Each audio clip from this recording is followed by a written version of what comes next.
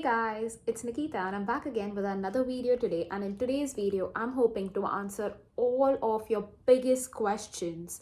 Now many of y'all have got back to me on Instagram and on YouTube, and if you haven't followed me already on Instagram, my handle is Physiotherapy in UK. But like I said, many of y'all have got back to me recently saying y'all are not getting positive responses from the employers, and what is it that you are doing wrong. Now, as a band 6 physiotherapist working in the NHS for over 1.5 years now, I do have some common reasons of why you are not getting selected. But also, as a bonus tip to this video, I'm going to be giving 4 key points which can help you improve your applications. Now, in this video, I will be sharing with you the top 4 reasons of why you are missing out on that dream job in the UK. So make sure you watch this video all the way, especially the key bits, because I'm going to be sharing small nuggets of information that you would be missing out on if you keep forwarding. But the first and the most important reason is that you are not reading the job description and the person specification for that unique job in the NHS or even in the private healthcare sector. Now, let's just break this further. If you just have a look at this picture right here, it actually shows you what the person specification document might look like for a particular job. Now, you would say, Nikita, where am I going to find these documents? I'm again going to redirect you to this screen where if you actually go through your NHS jobs profile, you will actually see that for every job you have a screen like this somewhere at the bottom or somewhere at the edge saying job description and person specification document. Now I would highly recommend that you actually go through some of these job descriptions and person specifications document, because like I said before, and if you go through this, it will say the exact key skills or the exact qualities that an employer is looking for in a particular candidate when they are making a selection of who to invite for that particular job. Now, if you are confused about it, you would say, Nikita, what are these jobs? Where am I going to find this? What am I doing wrong? I would say that you are not using these exact words and qualities in your specific NHS jobs application. Now, I can tell you that most of my one-to-one sessions are just revolved around helping a candidate understand how they can make their CV or how they can make their NHS job profile as close to the job description as possible. But if you are concerned about it, this is a small tip right here for you. Always remember that your NHS application for that particular job needs to mirror the sort of job requirements that the employer has put out. Now, when I say mirror, what I essentially mean is that you have to look at your skills and qualities and see if you are a good fit for this role, and make sure that the words or the sort of description of what is mentioned in the job advert actually matches what you are putting down for that particular job or that particular CV. Now, I've also had several one-to-one clients in the past who have been really unhappy with saying, oh, Nikita, I've done all of this, but I'm still not landing a job. And I would just say that you need to just keep trying. It's a trial and error process, and you need to keep applying. For example, me alone, I applied for nearly 30 to 40 jobs or even more than that before I was able to manage to make a good NHS application for myself. So always remember that practice is the key, but also persevere even if you are facing rejection at an initial stage, because every time you sort of evolve your job applications, you match or you mirror the job description in your NHS profile, you're one step closer to landing an interview for yourself. Now, the second most common mistake, which I'm sure many of y'all are doing, is using the same job application or the same NHS application for all of your jobs, or using the same supporting information for all of your jobs. Now, let me just tell you that this is a very wrong practice that many of us have. Like, I know from my experience back in India, I would take the same CV and apply to 50 job companies who are offering a job for a physiotherapist. But that's not how it works in the UK. Let me give you a quick reminder of the previous point where I said you need to read the job description, because that is what employers are looking for. You need to read the job description and the keywords mentioned for that particular job and use those similar words, and if not those similar words, try to rephrase them, that is, use them in a different way in your job application, because that's what the employer is looking for. Say, for example, the employer is looking for somebody with good MSK experience and good communication, so that they will be able to communicate with all of their peers, but all of their colleagues and patients. If you don't write about communication in that NHS application, how is the employer going to assume that you are a good communicator? And that is why your application would not get selected. But this was a really important tip that you need to remember about, especially when you are making that job application. Remember that you need to tailor your NHS applications to the job by reading the job description. And that also means that you cannot use the same application for all jobs. So please see that for every job, you are creating a unique profile, you are creating an individualized job application just so that you increase your chances of landing a job. Now, at this point, I just want to say if many of y'all have done your best, have put your best foot forward, have applied for nearly 50 jobs, have got rejections, and are still confused about what you are doing wrong, it might be a good time for you to not be disheartened and book a one-to-one session with me where we would be able to go through some of these key tips, but also sort of key feedback points for you individualized, so that I would be able to share my expertise in your job applications. So do not hesitate to book a one-to-one session with me if you feel like it's going to help you land a job in the UK.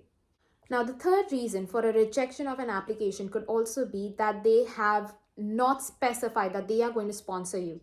Now, obviously, as most of us may come into the UK as students, but also there are many of us who are applying from our countries, including India, Pakistan, Bangladesh, Philippines, and so on. It might be really hard for us to land jobs that offer sponsorship. Now, as a key tip from an insider working in the NHS, I would say that most NHS jobs provide sponsorship. Now, again, the keyword is most, not all. So it's really important when you are applying for a job, again, go through the sort of documents that are available with those particular jobs. See if they have specifically written that this job is going to be sponsored, or if they are going to be providing maintenance funds for you and provide you with all of the documents for sponsorship, because that could be one of the key reasons that's holding your application back as compared to the other applicants who are applying from the UK or who already have a visa to work in the UK. Now, I know of a really bad case recently where somebody had obviously applied for a job and they had even got selected for an interview, but when they emailed them later asking them about application and whether they would be sponsored, the employers got back to them saying that they are not sponsoring a visa. Now, this can obviously be really heartbreaking for somebody, and I completely appreciate that. And I don't want you guys to go through all of this. Hence, I would recommend that in your job applications, make sure that you start an application by checking if they actually offer sponsorship. Now, if you are confused about where to find this, you would usually find this at the end of an NHS job application or at the end of the sort of advert saying that they are willing to sponsor visas for candidates who do not have a visa, or they might be willing to sponsor a tier 2 visa. So make sure you've done the check on any sort of NHS jobs. But even if you're applying to a private company, whether it's Accenti, whether it's any other major company in the UK hiring international physios, make sure that when you supply your CV or when you supply your resume to this private company, they actually have mentioned that they are going to sponsor your visa, because it's not worth going through the effort of making a tailored job application and not getting a visa sponsorship at the end.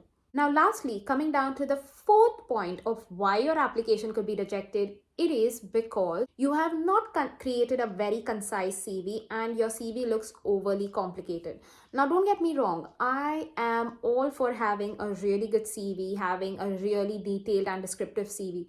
But like I said, in my experience of working with candidates in my one-to-one sessions where we've gone through job applications from people in India, Bangladesh, Pakistan, Dubai, or even Canada for that matter, it's come to my attention that sometimes people use such complicated words and phrases to describe their skills and qualities, or may not even scrape the surface of what their underlying qualities might be through this over elaborate CV. Now, obviously, because you are trying to get all of that information out there, especially if you have like over 5 years of experience, it's really hard for you to identify the key points that employers are looking out for in a job. Now, again, my key recommendation over here would be to go back to the sort of job description and person specification documents that you have along with you when you are applying for this job, because that's exactly what you need to include in your CV. Don't overcomplicate stuff for you guys, right?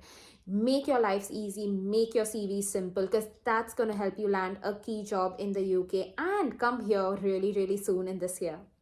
Now, for all of you guys who have stuck to this video right up till now, this is going to be a bonus tip for all of you out there. I'm going to be sharing the top 3 tips that I would recommend using when you sort of make applications to the NHS generally, because I obviously love getting a sponsorship from the NHS because it's related to the government, but that is entirely debatable for you.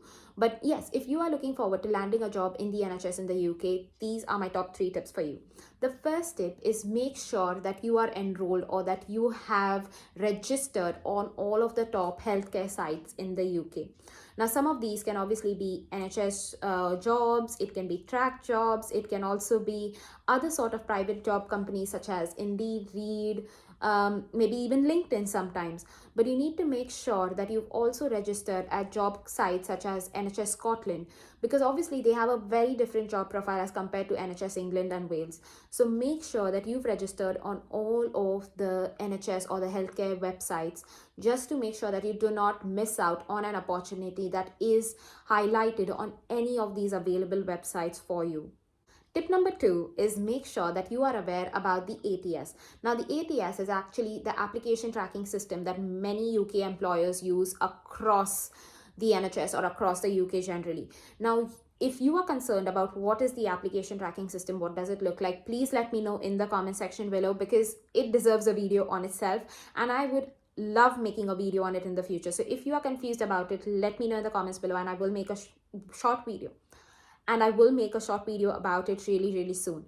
But basically, this again links back to the point where you need to make sure that you've read the job description and the person specification document. Now, if you are confused about what that looks like, please do not forget to check out this video, because I've listed down every single key tip that I used to land my first job in the UK in this entire playlist.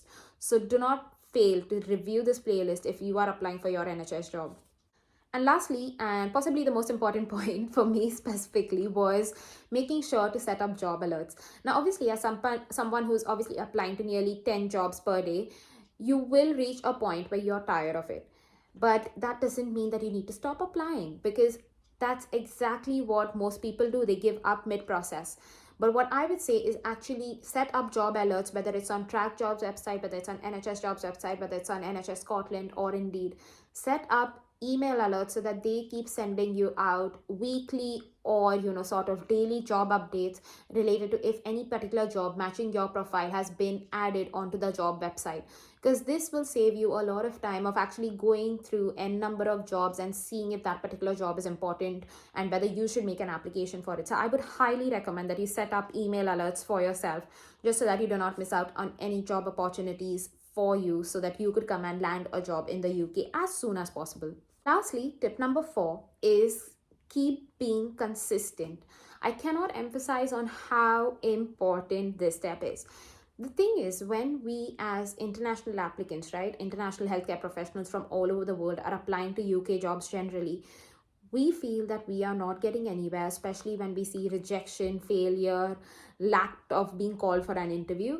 But let me just help you understand that if you are making job applications consistently and using those job applications to keep improving after every single rejection, you are actually developing the skill of writing a good NHS application or writing a good CV for a private job. Because once you are in this process for maybe a month or maybe a few days or maybe over a couple of months, if you're doing this inconsistently with a full-time job, you will then fall into a habit of understanding what are the key skills, what are the qualities that UK employers are looking for. So I would say do not give up mid-process. I would say be consistent with those applications, because that's going to help you land a job in the UK, because you're going to be understanding the UK market much better within a month's time, within 2 months' time. So yeah, guys, that was it for today's video. Let me know if you have any questions in the comments below. Take care.